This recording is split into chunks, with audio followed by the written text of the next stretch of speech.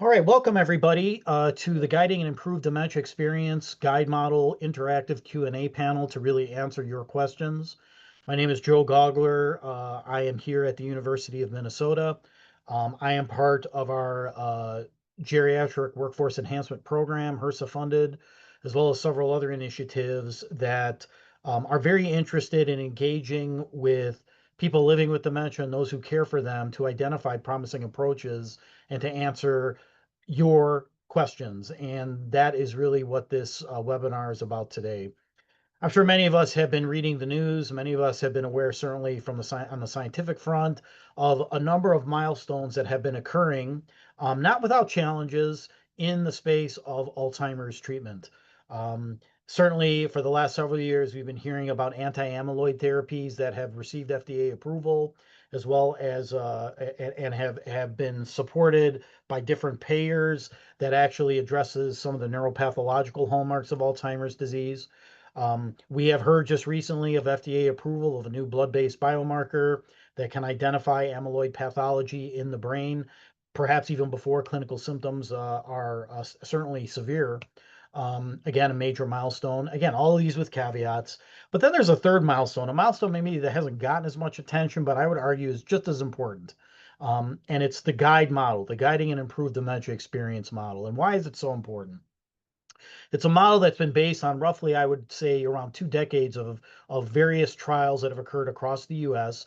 Some of our panelists actually have been involved in some of these trials that has really shown that a collaborative model of care for people living with dementia, meaning that if not only providing person-centered care to the person living with dementia, but also first and foremost identifying a care partner if they're available, and secondly, incorporating that care partner into the care planning process, providing the care partner with respite and support as needed, and then also providing care navigation support to families to help them navigate what often can be a very complex, challenging healthcare landscape for people living with dementia, can result in positive outcomes. In some instances, you could argue optimal, coordinated care for people living with dementia and their care partners. And that's really what the guide model is about.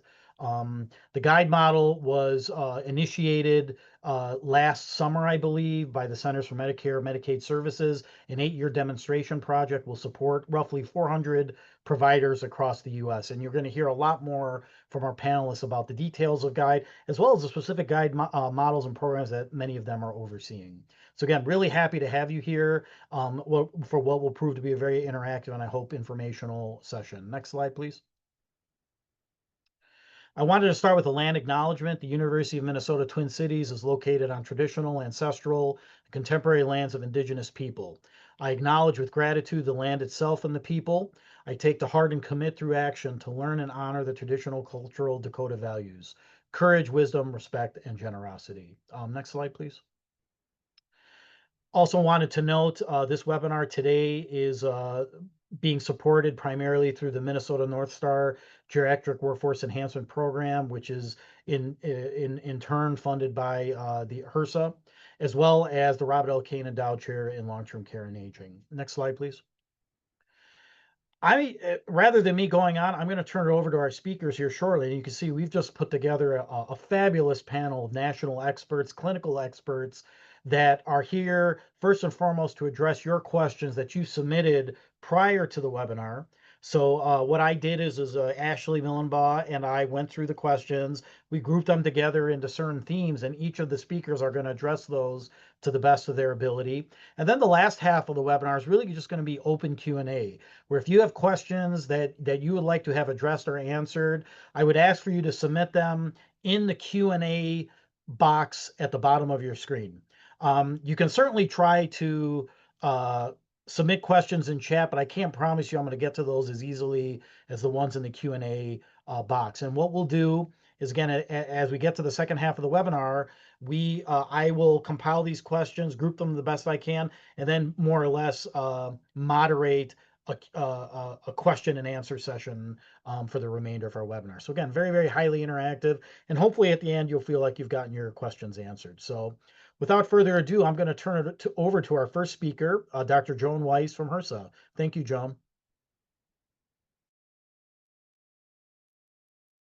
Whoops, here we go.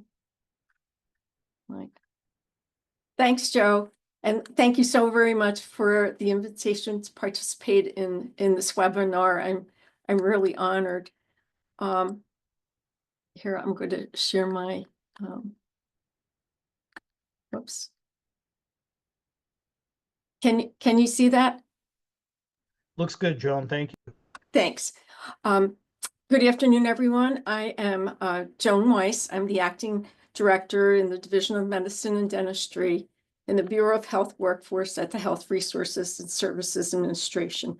And this afternoon, I'm going to answer some questions related to the guide model and workforce development. Whoops. But before I do that, I just want to briefly tell you a little bit about who the Bureau of Health Workforce is and what it is we do. Our mission is to improve the health of underserved populations by strengthening the healthcare workforce and connecting skilled professionals to communities in need.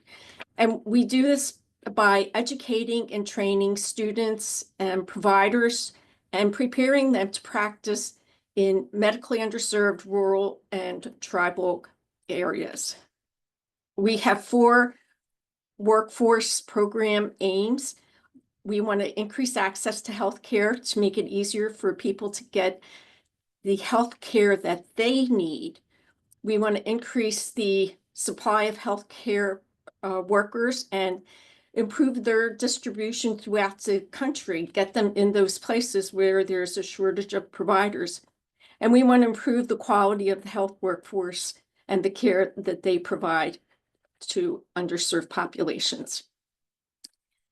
So the first question is, will there be a pharmacist on the guide care team? The guide model requires that the participant has an interdisciplinary care team to meet the care delivery requirements of the model. At a minimum, there must be a care navigator and a clinician with dementia proficiency. This can be a physician, a nurse practitioner, physician assistant, or a clinical nurse specialist. CMS also states that additional members can be on this interdisciplinary care team, and they give examples of a pharmacist or a behavioral health specialist, but it's at the guide participant's discretion.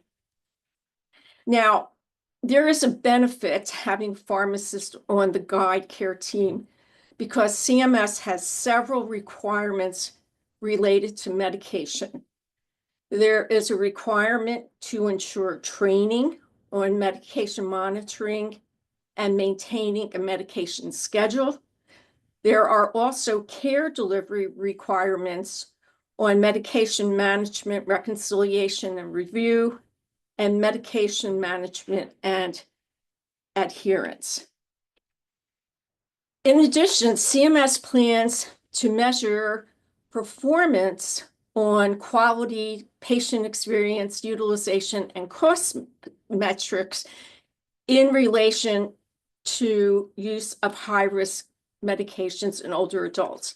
So having a pharmacist on the team would be overall very helpful to the participant. Next question is, what types of training requirements are required with the guide model? So CMS requires that participants develop a comprehensive training program to support individuals in the care navigator role. Now, this is particularly important since this role can be filled by a non-practitioner layperson, such as a community health worker, or it can be filled by a provider, such as a nurse or a social worker. And the purpose of this training is to provide a foundation for care navigators prior to their delivering services to beneficiaries. This is a one-time training, and it occurs when the care navigator joins the team, and it is required regardless of the care navigator's professional background. lay, or professional. This required training promotes consistency of the model by ensuring that care navigators are receiving training on a standardized set of topics across all guide participants. So what does this curriculum look like? What are the topics in this required course? So first, a background on dementia. The participants need to provide information on what is dementia as a medical condition, how the disease progresses, and how to care for individuals with dementia in the context of other multiple chronic conditions. They have to learn the different assessments of dementia. Care planning is very big. What is a care plan? Then what is person-centered planning, care planning? And also, what is advanced care planning? The training also requires providing information of how to care for individuals when their behavior becomes challenging or aggressive, as well as functional needs. What are activities of daily living? What are instrumental activities of daily living? Also, decision-making capacity. When can the individual no longer make decisions, and what happens at that time? Safety is really important. Safety in the home, safety in public. When should the person stop driving? Also, elder abuse and elder justice are incorporated into the safety topic. Communication is essential between the healthcare team and the patient family and the caregiver. Same thing with coordination of medical and community-based services, long-term services and supports, as well as supporting caregivers and providing culturally competent care. The training must be a minimum of 20 hours, 10 hours didactic, and 10 hours experiential. The didactic portion may be live or web-based. The experiential training must be live and not asynchronous. And then the guide participant must develop an assessment or a test for the navigators to take after the training is completed to ensure that they understand the material and can put it into practice. In addition, care navigators are required to take an additional 2 hours of training each year. Dementia care navigators do not need to have a specific professional background or certification to work as a care navigator. As I mentioned, they could be registered nurses, licensed clinical social workers, community health workers. They need to be an individual. They cannot be artificial intelligence. Now, what can dementia care navigators do for you, and how can they help you? Dementia care navigators are trained to provide person and family-centered evidence-based care. They provide coaching, education. They work with families to coordinate healthcare of the person living with dementia, and they want to empower the patient, family, and caregiver to come up with solution-focused and strength-based activities. They want to ensure collaboration and enhance engagement between patient, family, caregiver, and interdisciplinary healthcare team. They're culturally responsive. They address social determinants of health, and they really work to increase access to healthcare and supportive care services. They work with the patient, family, and caregiver to address barriers related to medical, legal, financial, emotional, and other domains facing the person living with dementia and their care partners. And their overall goal is to improve healthcare and, when possible, improve health outcomes. Now, Next, we have what resources does HRSA have for caregivers that can be used for guide model training? So HRSA has developed a curriculum. It's trained healthcare workers about dementia. This is a very flexible curriculum. It is for lay people, patients, families, and caregivers, but it can also be used for healthcare professionals, can also be used for educators to teach in a health professions curriculum.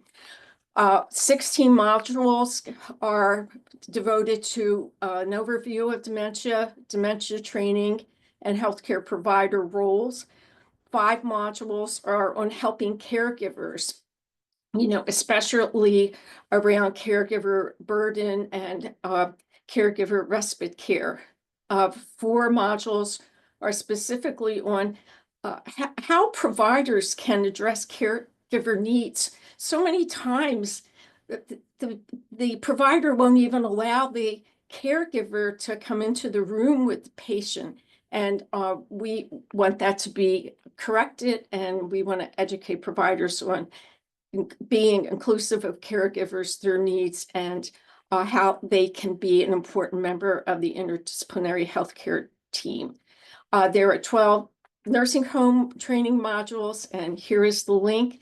And finally, 12 of our geriatrics workforce enhancement program grant recipients are working with guide grant recipients training dementia caregivers. So our grantees themselves are a great resource for you. So thank you so very much. Next, I'd like to introduce Dr. Nicole Fowler, and I'm going to stop sharing. Great. Thank you, Joan. Hi, everybody. I'm Nicole Fowler. I am at Indiana University School of Medicine, and it listed me on the bio as a scientist, but I am actually here doing my absolute favorite thing, which is to talk about the development of science and actually how we have now had a chance to implement that into care and policy. So as you heard earlier, GUIDE is a new program that is being sort of implemented by the Centers for Medicare and Medicaid Services. There were some programs that started last summer, about 100 or so, but the majority of programs are what they call new participant programs, and they'll be starting this summer. And I'm excited to kind of talk to you today at wearing 2 different hats. One, as a scientist who helped develop the evidence base around what a comprehensive care management program for people living with dementia could look like. So one of the programs and one of the programs that sort of helped inform Medicare with regard to how they designed the guide services. And you'll hear a little bit more about my colleagues that are also part of the National Dementia Care Collaborative, who also contributed to that. But also I'm here because I am in the process of actually helping 2 health systems implement guide services. So I think one of the things that I'm going to add to this, I think Joan gave a really good overview of what the team could look like, and I'm going to add a little bit more sort of description about GUIDE. The intention of GUIDE through Medicare is really, honestly, to not replace anything that a person living with dementia and their family are receiving. It's meant to add to that. And so oftentimes you might hear, care management or care collaboration, because the intention is that these additional guide services for Medicare fee-for-service beneficiaries and their family members are meant to be enhanced. So patients don't need to change their primary care provider. They don't need to stop seeing a neurologist if they have been, or a geriatrician. This is meant to kind of wrap around the family to help fill in the gaps to what the family and the patient have been needing and maybe not receiving from the current set of services that Medicare provides. So that is super exciting, because I want to make sure that people don't think that this is replacing anything. There are certainly restrictions around eligibility. So if a person actually moves into skilled nursing facility, they would not be eligible for GUIDE. If they decided to enroll in hospice, they would not be eligible for GUIDE. Or a PACE program, which is a dually eligible program for people in adult day program, a medically oriented adult day program. But other than that, there are very little restrictions. Medicare fee-for-service can continue to get the services. So I wanted to highlight that, and I'm sure we'll have some conversation and questions about that at the end. The other piece that I think is really unique about Guide, and Joan touched on this, and I wanted to really add to it, is, over the years, Medicare has done a series of innovation or collaborative projects, across the country to really test if we can improve care for people in Medicare. And it's usually around the beneficiary. And so if it's a special program for, people living with heart disease or lung disease, it focuses on that patient or that beneficiary. What's really unique about Guide, it's the first program that recognizes that, caring for somebody with Alzheimer's disease and related dementia is a family condition and a family experience. And that enrolling somebody into a Guide program as a participant, you are actually enrolling both that beneficiary and their caregiver. Now, of course, if the beneficiary doesn't have one and they still meet eligibility criteria, they can participate. But the perception is that this program is meant to be holistic for both the person living with dementia and their family member. So I think that's really important because really the information that we're going to be gathering to help put together the required care plan, as Joan mentioned, is certainly about what the patient's needs are, but it's also about what the family needs are. And that's what also makes this unique, is this is one of the first demonstrations where they have added an additional benefit for respite services. So beneficiaries who are participating in Guide will also have access to respite services that is facilitated through the participant that they're working with. And this is one of the questions that may come up, and there may be some folks in here wondering, well, how do I know who's participating? When Guide was first announced by CMS, I think back in the fall of 2023, they identified who could be a participant, a Guide participant. So I wanted to kind of highlight the fact that a lot of the programs that developed the evidence base for putting Guide together really did grow out of academic research programs. But across the country, there are people or organizations participating in Guide that may be home health organizations, they may be a hospice organization, they might have other criteria. So I'd encourage you to look, because that's what's going to be the sort of differences between some of the participants. Some of the sort of core services they provide will have to be the same across, but there may be some differences based on the type of participant they are. I think the other things that Joan mentioned is certainly around the training for the dementia care navigators. Many of the programs will also look a little bit unique with regard to the way they've organized themselves. So places that actually maybe had an existing program where they had a memory clinic and already had in place nurses, nurse practitioners, social workers, and physicians, may be expanding on that existing model versus programs that are actually building around a home and community-based model. So there are different types of providers that are participating in the Guide model, but all required to provide the same elements, which include the comprehensive assessment. So the first thing you can expect is that the participant will want to get to know the beneficiary and their family, what disease stage they're at. The participant will be required to do an assessment, finding out if they're in the mild, moderate, severe stages, either using the FAST tool or the clinical dementia rating tool. Then the care plan will be put together, and that will be personalized, patient-centered, based on specifically what that patient and family need. The other piece that's really unique is that we are required as Guide participants to provide 24-hour access to all of our enrolled beneficiaries. So if I have 1,000 family members who are enrolled in my program, they will actually have a number that at any time, 24/7, they're able to access, somebody on the team who is able to help them get the information that they need, either because they know that participant or they're linked to the participating organization and they can provide them with the answers. Certainly ongoing monitoring support. I think, as I mentioned, this isn't meant to replace any of the care that the beneficiary is getting from primary care, specialty care, but it is meant to sort of fill in the gaps because, as you know, it's really hard sometimes to manage transitions if a patient gets admitted to the hospital and then back home. What the goal of the Guide program is to sort of help and monitor that support in between those touch points, but also to help with transitions of care. And then referral and support coordination, and certainly caregiver support. As I mentioned, this is one of the first Medicare innovation programs that has specifically focused on providing direct service to the caregiver.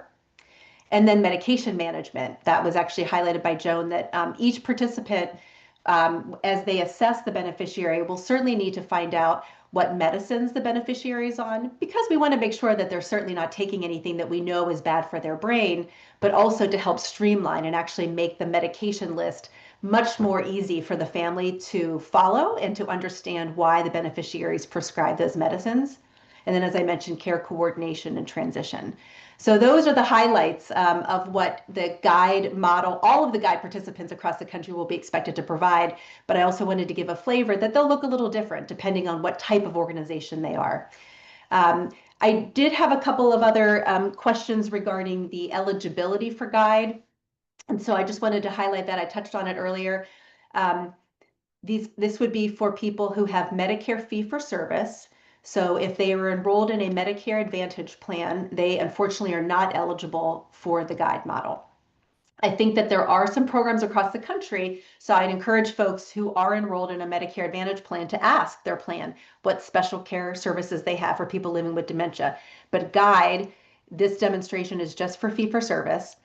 And as long as the patient has a Alzheimer's disease or related dementia diagnosis, and actually all the participants were given a list of diagnoses that qualify. And then, of course, as I mentioned, that they're living in the community, not enrolled in hospice or in a PACE program. So that's a little bit more overview about the guide program, and I'm happy to answer more questions at the end as we move to the Q&A. So I'll pass it off to the next speaker. Thank you so much, Dr. Fowler. That was wonderful. Our next speaker is Dr. Gary Epstein-Lubau. So Gary, please. Thank you, Joe. Thank you for the opportunity to present. This is fun. Thank you, Ashley. I am Gary Epstein-Lubau. I'm a geriatric psychiatrist with Education Development Center and with Brown University. And I lead a project called the National Dementia Care Collaborative, which Nicole referenced. Thank you, Nicole. That project is supported by the John A. Hartford Foundation, which we're grateful for the foundation's support. If you go to the next slide, this is a sort of, in some ways, repetitive from what Joan and Nicole have been pointing to, but I wanted to make it explicit that the work that we're doing for the National Dementia Care Collaborative relies on definitions like this of comprehensive dementia care. This is one definition. These are components that are familiar to those of you who work in this area or are seeking care. The comprehensive dementia care includes continuous monitoring and assessment, care plans, caregiver support, treatments for related conditions, and the other items you see here, medication management. If you go to the next slide, please, Ashley. Nicole mentioned the National Dementia Care Collaborative. This entity is based out of EDC, but I'll show the teams that comprise the National Dementia Care Collaborative in just a moment. The aims of this project are to improve access to evidence-based comprehensive dementia care and provide a learning community for health systems and for community-based organizations that want to implement a proven model of comprehensive dementia care or consider ways to enhance the dementia care that's provided by that health system or that community-based organization. And we do this for participants in the CMS guide model, and that it's not specific only to the guide model. We are also working to support health systems and community-based organizations that are not participating in guide. Go to the next slide, please. Thanks. These are the 6 programs, and Nicole mentioned that a lot of the evidence-based came from university settings. So you see that in this slide. The Aging Brain Care Program, which Nicole is a leader of, is at Indiana University. Also included is the Alzheimer's and Dementia Care, or ADC program at UCLA. And the speaker following me, Dr. Lee Jennings, is very familiar with that program. Also included in the National Dementia Care Collaborative is the Benjamin Rose Institute's BRI care consultation model, the care ecosystem model at UCSF, the integrated memory care program at Emory, and the Maximizing Independence at Home program, which was developed at Johns Hopkins. And going to the next slide, each of these programs is running an affinity group, and the National Dementia Care Collaborative is coordinating the process of getting health systems and community-based organizations linked into these affinity groups. So you're welcome to reach out to us at NDCC if you are curious to learn more about any one of these models. These affinity groups meet monthly, some on a little different schedule, and they're designed to support health systems that have already implemented a model of comprehensive dementia care, or health systems or CBOs that are considering doing that adoption and implementation. And the sessions describe lessons learned, sometimes operate in a question and answer format, similar to today, but with more discussion time so that there can be shared learning amongst those who join the affinity group. If you go to the next slide, that is a link to the NDCC website, either through the URL or the QR code, and there's more information about everything I've just described there on the website. So I was asked to address a few questions about guide implementation. And the first grouping of questions is about possible changes in funding of the CMS guide model in the new environment. Do you foresee any funding cuts related to cuts in federally funded agencies? So the good news there is that the Innovation Center, well, there's sad news that the Innovation Center announced that some of its demonstration projects were not going to be continuing. The good news is that the guide model was not included in that list. So as of today, regarding the second question, is the guide program in jeopardy or securely funded? We don't have information other than that it was not included in an initial round. But all of us working together are to encourage continued support for the guide demonstration project. And this additional question, cuts to Medicare and Medicaid, are there suggestions for how to deal with long-term care issues? I think that question relates more to local issues with Medicaid continuation where a guide participant is operating. So those are really important questions for how a guide participant that's operating locally interacts with its partners and with the Medicaid services that are available locally. So that's really not a national or federal question, more of a local question for implementation of the guide participant. And happy to learn more from my co-panelists about thoughts that they have regarding that question. Next slide. These two questions are about compensation and could get granular when we get to later in the panel discussion, but I'll answer these at a high level now. The specific question about what effect will low reimbursement rate have on outcomes of the program, I think that that's referring to a fixed rate that the Innovation Center has for what respite programs can charge. And there's a complex contracting process, and the rate is different based on calculation of competitive rates locally. And those who are implementing the guide model can speak to some of this later in the panel.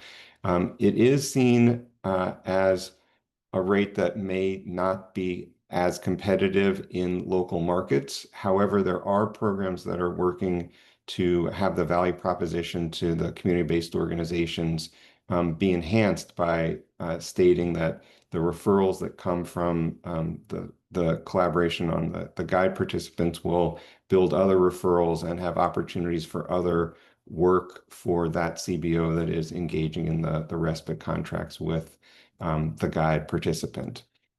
And then the second question about the reimbursement rate and how much time practitioners are able to spend per month with clients, I wanted to unpack that a little bit and clarify that one of the exciting pieces about the guide model itself is that it hands back to the participant ways to triage and organize its delivery of services.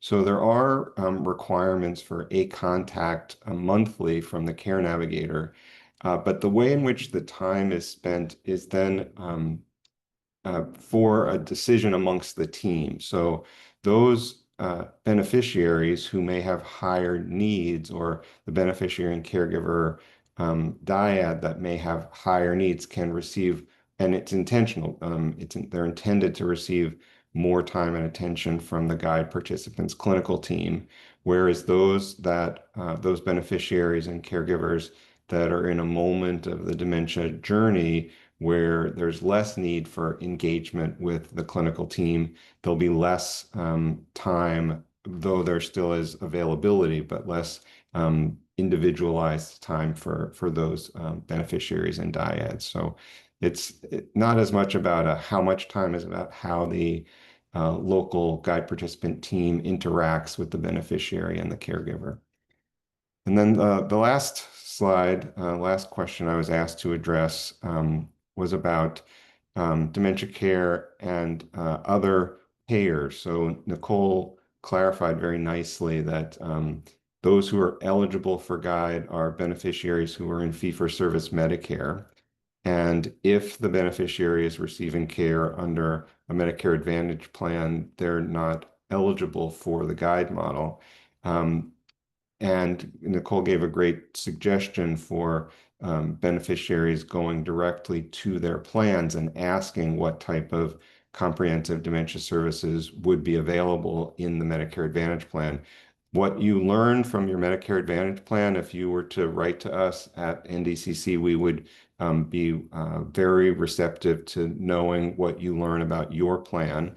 And another way to ask would be to go to the guide participant itself. And if you're a beneficiary and are not eligible for guide, you could still ask your local guide participant about how they are delivering care to beneficiaries who are not eligible for guide, because we are learning about some guide participants that are doing their best to deliver one type of care independent of what the payer is. And we are also very curious about learning about those solutions. Part of the project supported by the Johnny Hartford Foundation is to extend the reach of comprehensive dementia care into Medicare Advantage environments. And very much want to pursue this question and really thank the person who submitted this question, and look forward to perhaps more discussion about this in the panel that follows. So that's my component of this first part, and I'll hand off to Dr. Lee Jennings next. Thank you, Gary. Thank you, Dr. Jennings. And again, a reminder, please do submit your questions if you have them in the Q&A box. I also encourage our panelists, if you'd like to answer the questions in the Q&A box, feel free to type in your answers as relevant. I've been doing so. I know Dr. Jennings has as well. Thank you, Lee, and looking forward to hearing your presentation.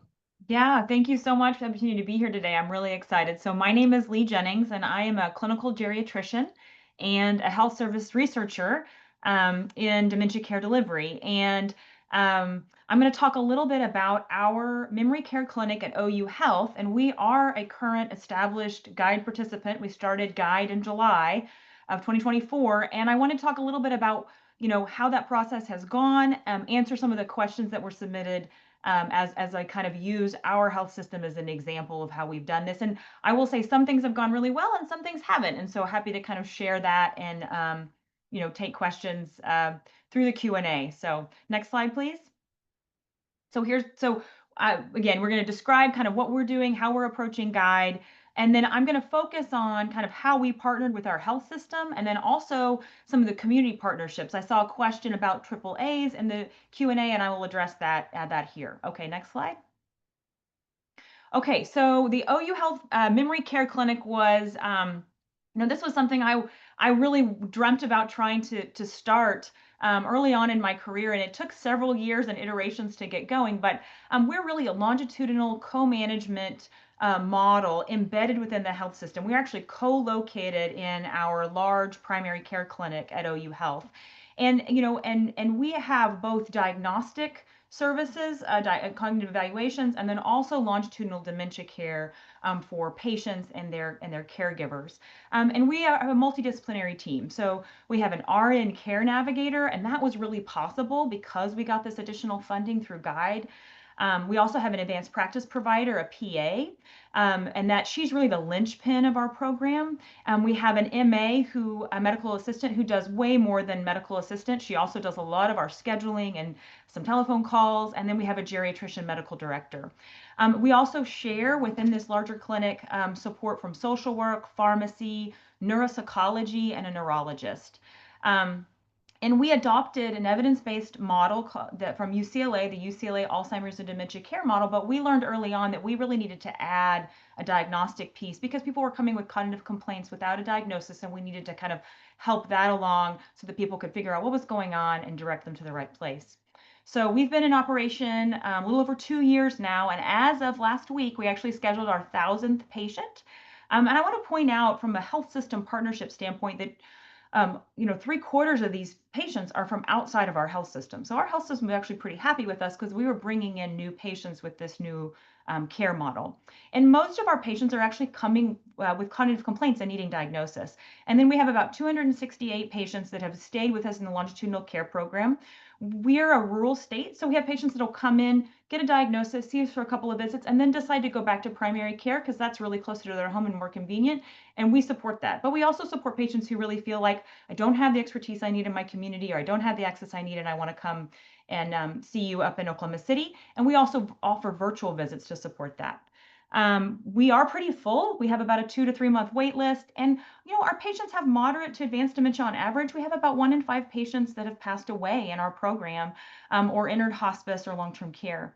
And then we have a split Medicare fee-for-service and Advantage population. And I point that out because only about 60% of our patients in our program would actually be eligible for GUIDE. The other patients have Medicare Advantage, but we've committed to trying to, to making sure that we provide the same program to them with the exception of the respite care benefit. I think that is one thing that GUIDE has really added for patients and for family caregivers is that in-home respite benefit. And that's not really available through any other insurance program that I'm aware of, at least consistently.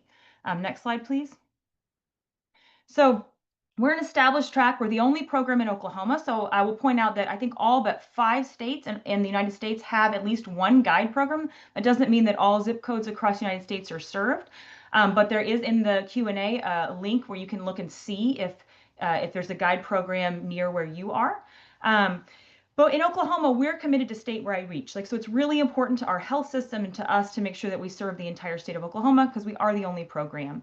But getting GUIDE patients, getting GUIDE alignment up and going and getting the program up and going has been a little bit challenging. So I think we actually have a few more than 41, that was from April, patients actually aligned in GUIDE. We have a lot more patients in our program, but getting people kind of aligned with the GUIDE program because it's taken a lot of administrative work on the back end has been a little bit slow, but we're kind of now finally cooking with gas. Next slide. And so I was asked to talk a little bit about how do we partner with our health system to do this? And I think a couple of key things. One, I think you have to really think about what's the business case. So I'm a clinician. I know why I want to do this. I want to do this because I want to provide better care for patients and for families, right? I want to improve access to diagnostic services. I want to keep people out of the hospital emergency room when we could manage what we need to in the clinic. And those things are important to my health system. But what was actually really important to my C-suite was kind of this new market that there wasn't in Oklahoma City area, there wasn't anybody doing this. And that was kind of exciting to them. So understanding what the value add is for your leadership is really important because I thought I knew, but it turns out when I went and had those conversations, it was a little bit different. And that was just important because I wanted to make sure I was collecting data around that as we were implementing the program so that I could show that. And then the other piece of that is really understanding if you're a health system doing this, or a community organization doing this, really understanding the GUIDE billing because it's a little bit complicated because you need to make sure that your current workflows or new workflows that you're developing are allowing you to maximize that billing potential so that you are getting that additional payment so that you can use it to enhance services because that's the whole idea behind the model. And the second piece I think that's important when you're partnering with the health system is thinking about what resources you want to negotiate for up front, sort of what is your must have, what is your like to have, and what could you kind of let go if you needed to. And that's how I would think about it. For us, we really wanted an additional RN care navigator, and I think that wouldn't have been possible if we hadn't gotten the guide contract. I'm right now, and I'll say this is ongoing, I'm right now trying to negotiate for a new program manager slash patient service representative position because we're growing and we need more support to be able to see more patients and schedule in a timely way and things like that. And then if you're a health system, I would not underestimate the amount of resources that are needed for your electronic health record. It takes a long time to get those things going. It can be a really powerful tool and help you a lot, but it did take us about 6 months to really get things built and going there. And then the last piece I think is who do you need at the table, right? So we had our care team and we had that going great, but we really also needed to think about who on the billing team do we need to talk to, who within population health and quality measurement, who within the electronic health record. And we actually needed to have a separate operations team meeting aside from our clinical team meeting every week. Next slide. And then partnering with community organizations. I saw some interest in this. So again, we're a rural state, largely rural state. We've got 2 metro areas in Oklahoma City and Tulsa. And I kind of put a map on here so you could see. So that star is where we're located. And then we partner with a lot of different community organizations to provide additional services, right? Because patients only spend less than 1% of their time with us in clinic, and they're really out in their communities, and that's where the resources need to be. And so we partner with 4 in-home respite care agencies, one of which has 6 offices across the state, and 4 adult day programs. Our adult day programs are largely in our metro areas because that's where they're located.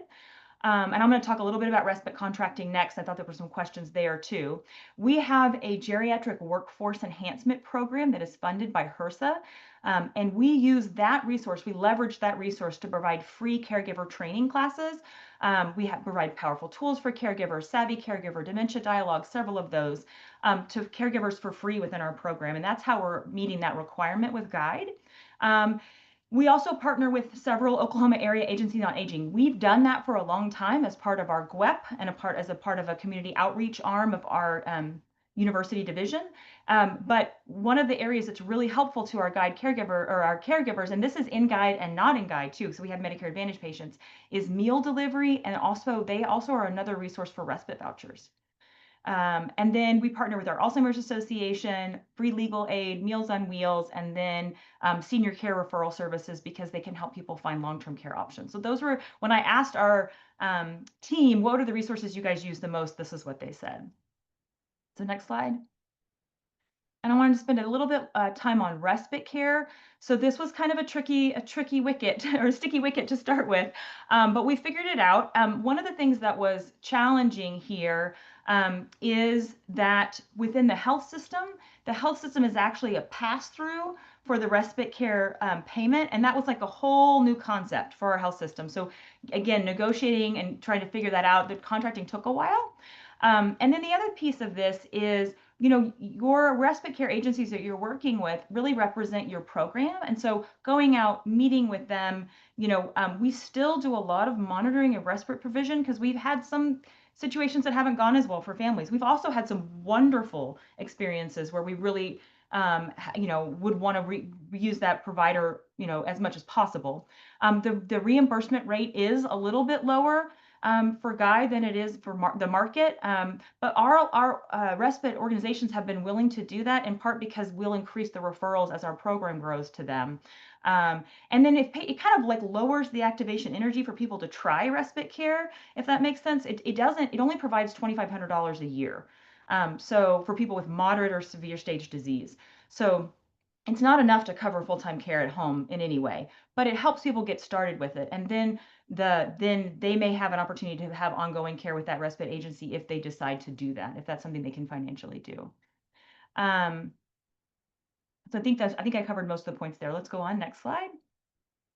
And then we also, one of the questions that came up was partnering with BOLD programs. So we have a fantastic CDC Bold program out of our Oklahoma State Department of Health called the Oklahoma Healthy Brain Initiative. And again, we have been partnering with them for a couple of years now because they were funded initially in 2020 and our GWEP was funded in 2019. So we've sort of built these two programs together, which has been really nice. So one of the ways that they help support our guide program, again, is caregiver training. So they actually paid for some of our health educators to get some additional training to be able to offer additional classes to our guide participants. We also, not directly guide related, but I think these are activities that sort of elevate the importance of dementia awareness in communities and education for our providers. We co-host continuing education events. We've done some first responder training together. We do local business presentations about dementia-friendly communities. And then we co-serve on each other's committees. So we're trying to help co-lead the initiative, sort of we both succeed together. Next slide. And then I want to just give a shout out to our team. These people are really the ones that make the program happen, to whom all the credit is due. And then if you want to check out our program, that's our QR code. And I put this is our team motto. It's always take care of the patient. So thanks. Thank you so much, Dr. Jennings. That was wonderful. Hopefully these presentations are starting to answer many of the questions that have been posed. Next, I wanted to go to Elizabeth Lackey, who again has been doing some very, very exciting work in delivering the guide model in her area. And Elizabeth, I'll let you go from there. Hey y'all, thanks for having me. So kind of wrapping this up, I've seen a lot of questions come through the chat, and I'm going to try to really focus on reviewing a lot of what my co-presenters have already said, but try to put it through the lens to caregivers of really what those benefits are that I think we've been speaking on in a real academic or program management sort of way, in that real practical what is somebody who signs up for my program tomorrow going to get out of it. So a little bit of background if folks are interested in me and our program here. So I work at Memory Care, which is a nonprofit clinic in Asheville, North Carolina, that has been working with folks with dementia and their caregivers for 25 years. And when we heard that the guide model was coming out, it was a really, really exciting sort of recognition by Medicare, as my co-presenters have said, that this is a family disease that needs a family approach to treatment. And it was very exciting to see Medicare consider paying for those sorts of resources for caregivers through a patient's insurance. So I'll go a bit more over those elements. Next slide, please. So we've talked about a lot of these things already, but like I said, if I'm a caregiver signing up for this program tomorrow, what can I expect to receive? So I think that everything starts with that initial comprehensive assessment. Often when I am, working with a family, we are having folks who are coming into us as a specialty clinic from maybe their primary care physician. There might be a concern from primary care that a patient might have memory issues, but they don't have a formal diagnosis. There hasn't been a lot of discussion, maybe with family about what is happening with those person's symptoms in that diagnosis. And so I think in that initial comprehensive assessment for the guide program, what a patient and family can expect is to receive an official diagnosis and to start honing in on really what's happening for somebody.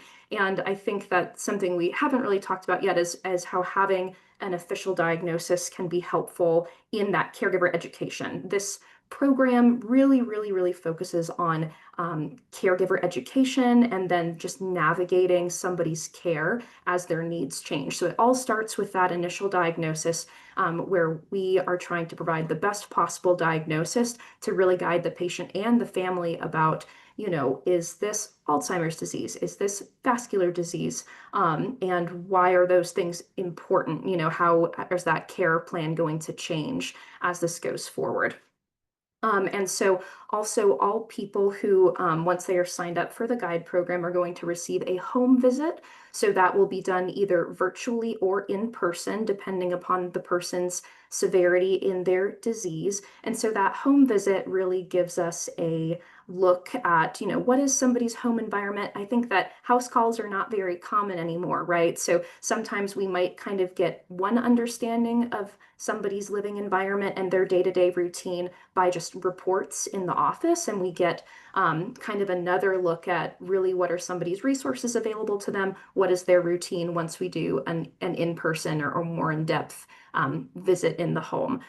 Myself, I am one of our guide care navigators here at our office, and so I've had a lot of pleasure and kind of further connection with my clients and being able to do home visits as part of that program. So I really love that Medicare puts that in, certainly as a social worker and as a practitioner in that space. It helps me understand in a different way maybe what my patients have available to them or not at home, what resources caregivers might be struggling with or might be doing well on. So it helps kind of create all of this creates a better picture of ultimately that care plan. Each family who enrolls in the guide program is going to receive a comprehensive care plan based upon that initial comprehensive assessment and that home visit to say, hey, we've really had this more in-depth relationship together. It's we've spent the time, we have been to your home, we've really talked about your needs and your wants and maybe what's going well with caring for your loved one, or what are really your challenges in caring for your loved one, and providing those tailored suggestions, resources. Something that is a big part of the guide program is that referral and care coordination management. So I think the benefit of signing up for a guide program is that, those folks are trained dementia care specialists and are mostly going to have, or more so going to have, those relationships in the community that maybe a primary care physician's office wouldn't be aware of. So in my area, I'm very well connected with our local councils on aging, with other social service programs, with local adult day programs, with if we're looking at, does somebody need to, are we looking to transition care to an assisted living? I have relationships with those places. I think that having that care navigator as part of your team with Guide really just enhances the resources that you might not even know were available, whether you are a provider, a family member, caring for someone. Having that coordination of care just really enhances the resources that may be there, may even be free to you, or may be really accessible, that we just don't know unless we have that person guiding us through to find them. Another benefit offered to caregivers that I have not heard about yet is a support group. So as a guide participant, we are required to offer a caregiver support group to make sure that folks are able to connect with maybe peers in their area. So other husbands, other wives, other adult children taking care of their parents, being able to connect with those folks and really find other people in their area who are probably having a different experience than them, but who are going through something similar. And it's different connecting, I think, with a peer. Sometimes that's a different type of support than the top-down sort of provider-client model that we often find in healthcare. We've talked a little bit about that 24/7 caregiver support line. So caregivers in the guide program have access to, it's not a medical emergency line, but meant to be, hey, it's 2 a.m. and I cannot redirect, my loved one about wanting to go home. They are trying to leave and they are not responding to me. What do I do? Or, today's just a really hard day and I'm really struggling emotionally with showing up as a caregiver today. So having that line, I think, is really invaluable, and just having somebody on the other end who, understands and can help get the person to the other side of maybe that hard thing they're going through. And I'll talk a little bit more about the respite care. We've talked about, as part of this program, folks who have moderate stage dementia or further are eligible for up to $2,500 a year in respite care. So that can look like one of a few things. all program participants, so everybody who signs up to run a guide program, must partner or be able to internally provide in-home care. So I must be able to provide either a companion caregiver, depending on the rates. I think we've talked a bit about the programs vary maybe state to state, area to area, depending on those reimbursement rates that Medicare has. So it could be a companion caregiver, or maybe somebody who would even help with a shower, or help somebody get dressed. Just it depends on the area that you're in.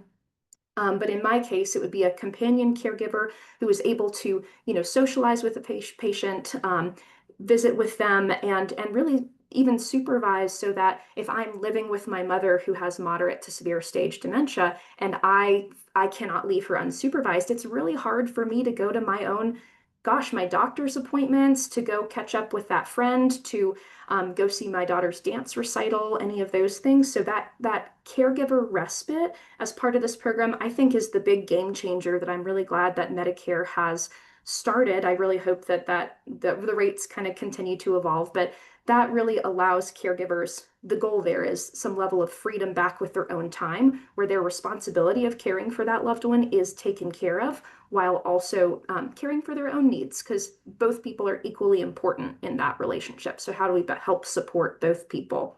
And I'll wrap up here. The other piece here is that caregivers receive a monthly call from their care navigator. So, the goal, I think, for most programs is you're going to have an assigned team available to you. So I'm going to be touching base with my assigned families every month. Hey, how are you? Not just how is the patient, but caregiver, how are you holding up? What needs do you have? What can I help you figure out to increase, everybody's quality of life in this situation? Next slide, please. And a couple brief questions about program accessibility that I was asked. Just a reminder here that yes, this is covered by traditional Medicare. So for folks who might have questions about Medicare versus traditional versus Advantage plans, if that red, white, and blue card is your, insurance card that you hand over at the doctor's, that's your primary insurance, that is who is eligible for this program if you have the red, white, and blue card. There is no time limit per se in receiving services. We are finishing up year 1 of an 8-year pilot program, so folks can enter into Guide to receive services at any time during this now 7 years left in the program. And then Medicare will be notifying people, I believe, this summer who are eligible via a letter. And that's just going to be their own process of identifying folks who might have a dementia diagnosis kind of registered within Medicare's system, and then sending them a letter that they might have a guide participant near them if they're interested in more support services. So I will wrap that up. I'm happy to talk more about being part of an established guide program. I'm also in a rural area of Western North Carolina, if that is of interest to people. So thank you so much. Well, thank you to our panelists, not only for these wonderful presentations, so much great information, but then also for answering the many, many questions that have been coming through the Q&A tool here. Quite a few of them, and really good questions too. And I thought what we could do for the remainder of our time here, for around 25 minutes, is actually address some of the remaining questions here live. And some others have been kind enough to share information as well. And as time permits, we'll certainly mention some of that as well. I thought this was a really good question. And interestingly enough, this is something that we kind of were talking a little bit about in preparing for the webinar today, which is this. I've accessed your list of local providers. I think your list means the CMS list. Contacted them in the past for information on their program and services and have received no feedback or reply for that matter. Do you have any suggestions? Anyone we can contact on a state level? So I would interpret this to mean that if any of you have noticed the CMS website link that we've been sharing, on that link is an interactive map as well as a spreadsheet that lists out all the guide providers. And in some instances, not all, contact info is provided. And I believe this is a question coming up, maybe reflecting some challenges of actually reaching a guide model provider directly. And I'd love to hear from our panelists, really any of you, what What has been the best way to promote your guide models, disseminate, get the word out so people can benefit from these programs and access them?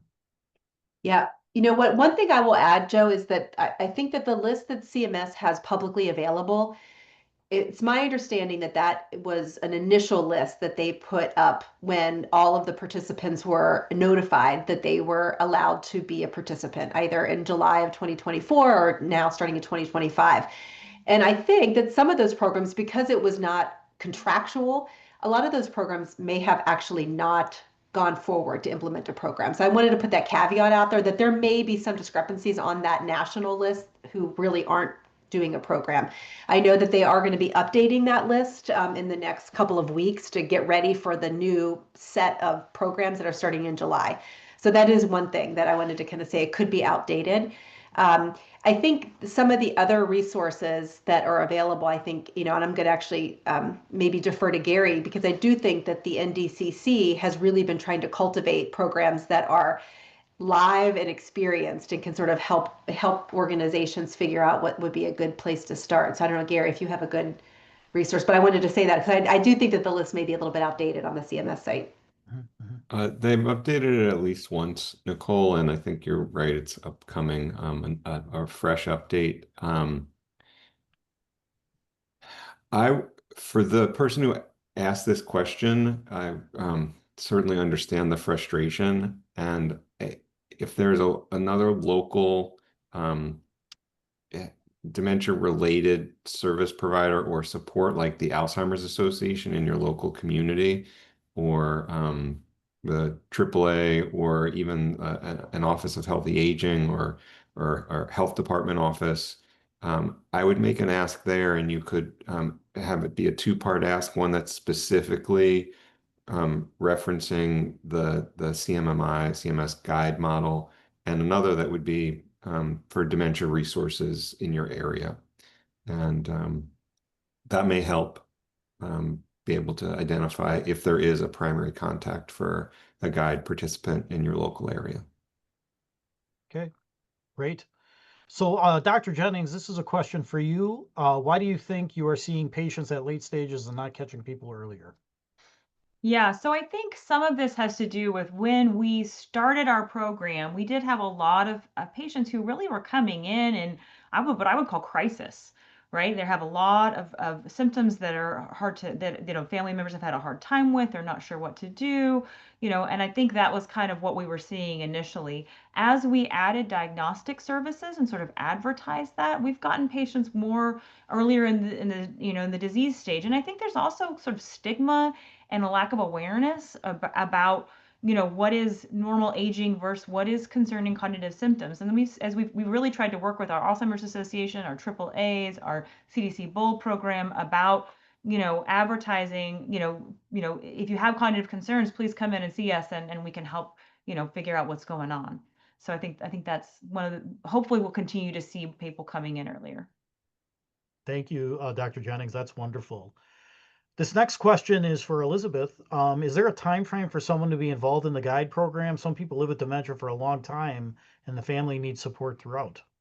Absolutely. I actually think the model really shines when folks get in early, right? I think I am not a clinician, but I have, often heard from the clinicians I work with just the importance of an early diagnosis. And, the earlier we can detect, the earlier we can put interventions in place, whether that is, our clinicians doing medication management, or whether that is just getting folks on board as a family to say, hey, this is present. Let's start planning for the future. So to answer the first part of that question, no, there is not a time limit in terms of, somebody must enroll by a certain time to access the benefits of the program. We are finishing up year 1 of the 8-year pilot. So it's happening for the next 7 years. Folks can enroll at any time in those next 7 years. And my personal feeling is the earlier, if there's a concern there, absolutely go get checked out. And if somebody is eligible for the program, the earlier they can be in the program, the earlier they can have that care navigation support. We can start talking, as a care team between the family, the, medical professional care team about how to best maintain this person at home, prevent further decline as much as we can. And then when folks, for instance, do transition into a moderate stage dementia, they would transition to becoming eligible for that respite benefit. So really would love for people to take advantage of the model if they think they even might be eligible. Wonderful. Thank you, Elizabeth. Joan, this is a question for you. Um, is the training available to anyone or only participants from the guide participant list?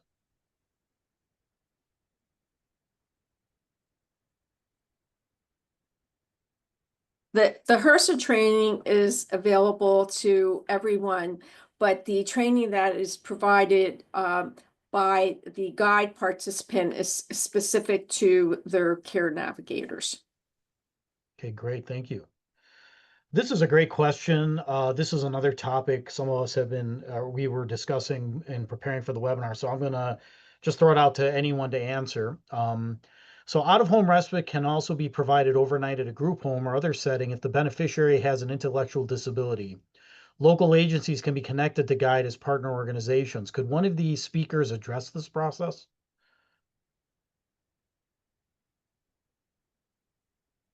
Sorry, Yeah. address the process of becoming a respite care provider? I believe so. Matthew, I don't know if you wanted to clarify the question that you're asking. For those of you who've been following Matthew Janicki, who is part of the National Task Group, he's been sharing a lot of information in terms of guide and how it can be leveraged for individuals living with developmental disabilities and dementia as well. But that's the question I have. You know, if you, Matthew, if you can, I don't know if you're still on, if you want to clarify that in chat, maybe we'll return to that. I mean, I But can thank you. speak to kind of the process. So Please.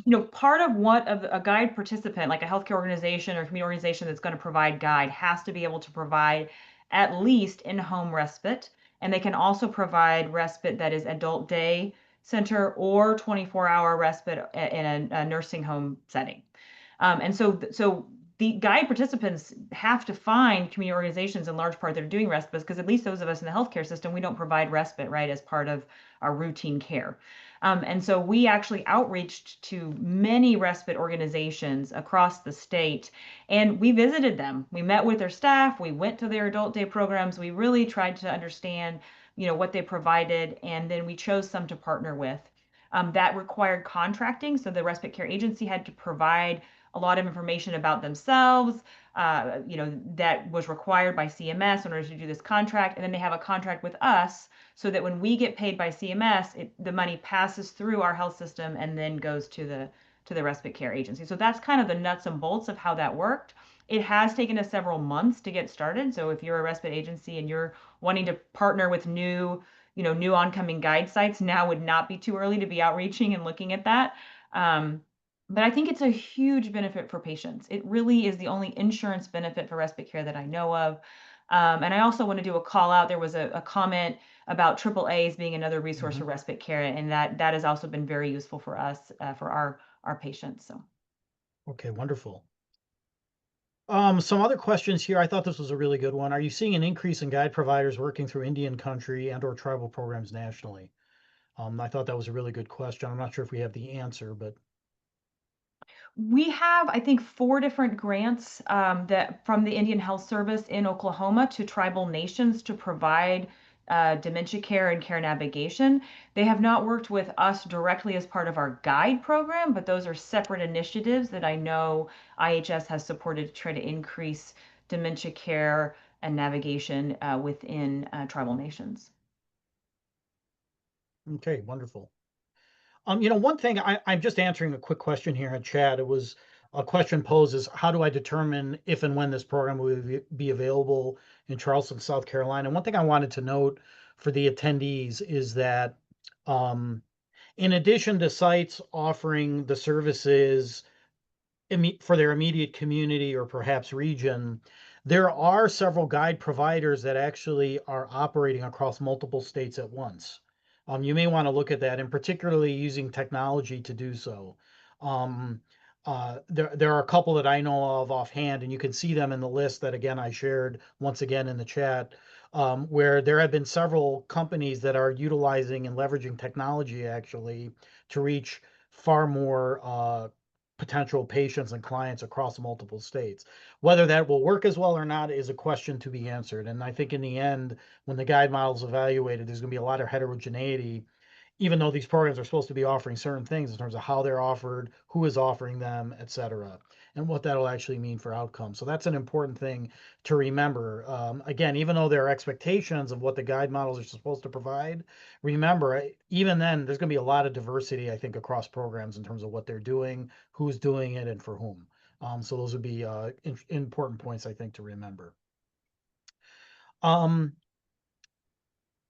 looking here. One thing that has come up a few times is this. I'll try to summarize some of these questions. If I'm on Medicare Advantage or I'm on a health plan, how do I know that if I will be covered under guide, or if the health plan provides something under something similar to guide, et cetera? That has come up a few times. I don't know if any of the panelists wanted to address that. Yeah. Well, I did respond to, I think, a question in the chat, and I understand. And now I'm sorry that if I use the sort of, the lingo of kind of fee for service. And so I think it's also called traditional Medicare. And I think actually, Elizabeth, you kind of did even a better way of sort of describing the red, white, and blue card. And so, people across the country who are 65 and older, or who have a reason to qualify for Medicare, can opt into getting Medicare two different ways. They can actually have a direct Medicare card where they go to the physician's office or they go to the hospital, and that provider gets paid by Medicare for that beneficiary's services. There's usually a regional intermediary, but that's the relationship. The other option is that beneficiaries who have Medicare could decide to sign up with a private insurance plan like an Anthem or a Humana or a United, and that company then is responsible for managing their care, and that's Medicare Advantage. And so it's different than a supplement. Now, I know that people get confused. Supplement is what helps cover your co-payments when you may have traditional Medicare, and that could also be provided through Anthem. But Medicare Advantage is when the entire care that you receive is actually managed through that organization. And it's sometimes it is hard to know exactly if you have that. So I just wanted to kind of clarify, and I don't know if the team here has any easy ways to help people understand if they have Medicare Advantage or not, because I know it can be tricky sometimes. But I'll go back to sort of Gary's point, which is the fact that there are places across the country who are offering guide to Medicare, traditional Medicare fee-for-service beneficiaries, but who also care for patients who have Medicare Advantage. And they don't want to not offer those care to patients to have there be equitable services. So there are times, like if you've been receiving existing services from a memory program, that obviously, wouldn't change.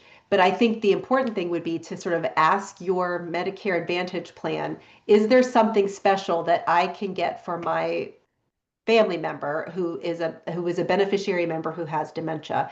And the answer may be no. The answer may be something that you weren't aware that you had. And then the other piece is that, just so you know, that NDCC, the National Dementia Care Collaborative, is heavily working and lobbying with managed care plans to ensure that they also are offering evidence-based programs, because we want to ensure that everybody with dementia has access to evidence-based care management. So I know that like globally, that's our goal. But you as a Medicare beneficiary, I think, can ask your plan if they offer something, because sometimes there are special sort of population health programs within Medicare Advantage plans that people, don't know that they have access to. Joe, can I Great. jump in and Please. follow up on Nicole? Just because, Nicole, there's a question in the chat about can you enroll into another plan during the fall enrollment? Or it's being answered by Sue Ellen about a change that someone who's in a Medicare Advantage plan can change from their Advantage plan to fee for service in order to become eligible for guide. So I know that has been a question that health service investigators are curious about, whether there's going to be a shift in beneficiary choice about Medicare Advantage or traditional Medicare in order to qualify for guide. So I'm just promoting that for you, Nicole, or others to answer about anything you're hearing about people making those choices when it's open Yeah. enrollment time. And I'd like to offer know- something there after Nicole. Yeah. Yeah, no, I mean, go ahead, Elizabeth. Yeah, just something. So a big resource for me has been through my local council on aging in my county, and I have gotten to learn so much through our seniors health insurance information program, which is a state-run program that helps seniors really look at their options with insurance. And one thing that I have heard a lot and just would love to hear if other people have had this experience is essentially when you opt in to, you turn 65, you choose your Medicare. You choose traditional or you choose an Advantage plan. And at that point, you get to choose whichever plan you want without discrimination for pre-existing conditions. The issue that has come up for folks when they have looked into their ability to switch from a Medicare Advantage back to traditional Medicare, typically, in my experience, has come in with that supplemental insurance. When folks are going to have traditional insurance, you're buying that Medigap, that supplemental to cover your copays, like Nicole was saying. And when you are making a switch after you've done your initial Medicare choosing when you turn 65, at that point, that supplemental insurance is allowed to discriminate against you for pre-existing conditions. And therefore, if you already are somebody who has a diagnosis of dementia or memory issues or something on your medical records, that can shoot premiums up for that supplemental insurance so high that it makes it just not feasible for somebody to make that switch. So would love, it sounds like Nicole, you're familiar with that, so would love to hear your thoughts there.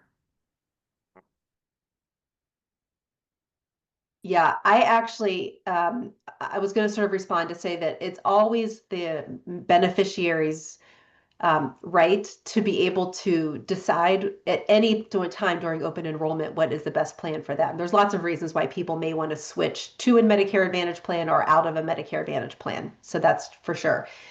But I have heard that in either direction, if it's after the person has already been enrolled in the Medicare program, there can be certain restrictions because they can't discriminate at the beginning of enrollment, but they can take into account specific scenarios with regard to either your Medicare Advantage, if they're willing to accept you into the Medicare Advantage plan, or if your supplemental insurance. Now that also varies by the problem then becomes it's a lot of work for families to have to navigate that because that's not universal and that requires some research, on the family side to decide. I think to Gary's point, we've heard some people have decided to switch because they feel that the Medicare Advantage plan hasn't been meeting their needs. And so they have switched to traditional Medicare for that beneficiary specifically to get the benefit. But I don't think we've seen any national data yet about how often that's happening. I think that by the end of the demonstration at year 8, they'll be looking at that, I think, but we don't know how often that will happen or has been happening. The one thing I wanted to bring up, I don't know if there's other questions in the chat. The one thing we didn't talk about, and I'm just trying to kind of rack my brain to think as we our program thinks about how to implement, we didn't talk about the home visit. We talked a lot about respite, and I know that that's a really exciting thing for families because respite has obviously not traditionally been covered at all. And it is a huge benefit to have that in-home respite, or like I mentioned in my comment, maybe your organization's partnering with an adult day program or a facility. But if you are enrolled into a guide program and you have, moderate or severe dementia, your guide provider should be doing a home visit or contracting with an organization to do a home visit in person within the first 2 months of you being enrolled in the program. And that obviously is specifically to help build a relationship with the family, to be able to do a home safety assessment and to see what the environment looks like, to really have an opportunity to do any other kind of sort of in-person, because a lot of these programs, as you can imagine, are telephone or video because it's most convenient for caregivers to do that. But there is a home visit that it would be required for everybody who's enrolled in the first 2 months who has moderate or severe dementia. People who have mild could have a home visit, but it's not required. Real quick, it is required. The difference is that one could have either you could have a virtual visit for that. Everybody has to have the home visit. For folks in the mild stage, it can be virtual. For folks in moderate to severe, it's going to be required in-person boots on the ground And that has been really, really great to get to do those visits because I think it does add another layer of just really understanding a family's situation. Yeah. And Elizabeth, how has your program responded when participants have declined and refused to have a home visit? Yeah, thankfully, so CMS provided some guidance pretty early on when that started coming up. And so it is absolutely not a, eliminating factor that if somebody is well within their rights to say, I do not want to have you come in my home, that's okay. And it's just something that we might bring up, as that relationship improves, as we have some rapport. There's always an option if somebody turns down the visit to do it in the future. So maybe, hey, I don't know you guys, I don't want you coming in my home. That's fine, I get it. But maybe 6 months down the road, we have a good relationship and it's something we can revisit. And most of the time, families do say, that would be helpful, especially if their loved one might be living alone and they're not really sure about kind of what's going on in the home. I will say another thing that we've run into with home visits, especially in rural areas, is if we, as the healthcare practitioners, had to do the home visits, we would really only be able to serve the Oklahoma City metro area. So the way that we've approached this is actually asked our respite care partners to do the home visits, and we actually contract with them and have an additional payment to the respite care agencies to do the home visits. We had a agreed upon kind of checklist, including home safety and all sorts of things that they do for us, and it's been a wonderful partnership. Because they are really out in the community. That also introduces the respite agency to the families, and it's been a way for us to expand our reach. Okay. Let's end with one final question here. Again, so many great questions, so many different topics to cover here. And let's close with this. And again, I'll ask any of you to address this. For those with memory or cognitive concerns who have not started the diagnostic process, are you able to work with them before they have had a primary visit? How difficult has it been to get a diagnosis? And relatedly, have you noticed family differences based on race, ethnicity, and cultural background in terms of how they use Guide and what their experiences have been in Guide? So just out of curiosity, love to hear some of your thoughts here. So I would encourage people who have cognitive concerns to seek care.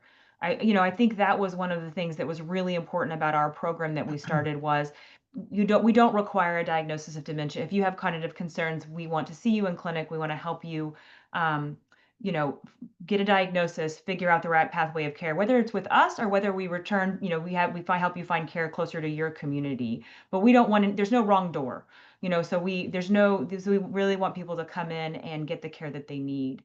And then I think one of the things that we've tried to be sensitive to, particularly around a dementia diagnosis, is that it does carry stigma, and and it's viewed differently in different cultures. And so having awareness about that, I think in Oklahoma a lot about our tribal nations and how some of our tribal elders view dementia. And so thinking about terminology and other words that we can use to help people get the care they need and not create barriers. Think with that, we probably will close. I wanted to thank all of the wonderful attendees. We had a very diverse audience here today, and all of the great questions that were posed. Big thanks to Ashley Millenbaugh for her superb coordinating support for this interactive Q&A webinar. We'd ask all of you to please complete the webinar evaluation. You see there's a QR code here to scan. We've also provided a link to you. Again, we will be sending along to you copies of the slides as well as a link to the recording of this webinar. And it will eventually be made available both on the Minnesota GWeb webpage as well as our own Families and Long-Term Care Research Projects project webpage too. Thank you, everyone. So appreciate everything you do. For those of you on the journey of dementia or caring for someone with dementia, we're here to support you. Please reach out at any time. And thank you so much to our wonderful panelists who are directly providing this support. Have a wonderful rest of your day. And thanks again, everybody. Appreciate it. Thank you so much. Bye-bye.